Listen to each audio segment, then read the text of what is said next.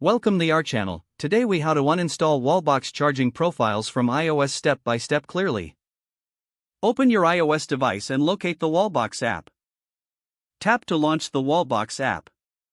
Once the app opens, navigate to the settings menu. Look for the option labeled Charging Profiles. Tap on Charging Profiles to access your saved profiles. Identify the charging profile you wish to uninstall. Once you have selected the profile, look for the Delete or Remove option. Tap the Delete or Remove option to begin the uninstallation process. A confirmation prompt may appear on your screen. Confirm that you want to delete the profile by tapping Yes or Confirm. The selected charging profile will now be uninstalled from your device. To ensure the profile is removed, navigate back to the Charging Profiles section. Verify that the uninstalled profile is no longer listed.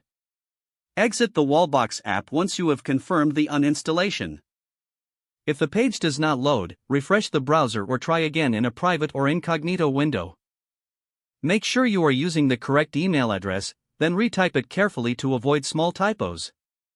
If your password is not accepted, use the reset option and create a new strong password you can remember. Check your spam folder for verification or security emails, then complete any requested confirmation steps. Enable two-factor authentication if available to improve account security and reduce unauthorized access risk. After signing in, review your profile details so your contact information and settings are accurate and current. If you see an error message, note it down and try again after restarting your device and internet connection. Log out when you finish, especially on shared devices, to keep your account and payment information secure. If the page does not load, refresh the browser or try again in a private or incognito window. Make sure you are using the correct email address, then retype it carefully to avoid small typos. If your password is not accepted, use the reset option and create a new strong password you can remember.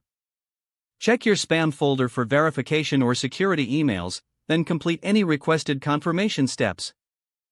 Enable two-factor authentication if available to improve account security and reduce unauthorized access risk.